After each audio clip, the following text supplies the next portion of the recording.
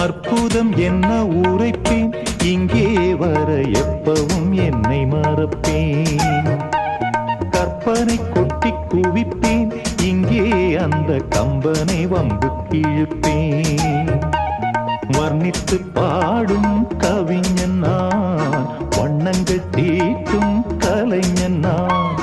சிந்தனை தேரில் ஏறியே சுற்றிட ஏங்கும் இளைஞன் நான்.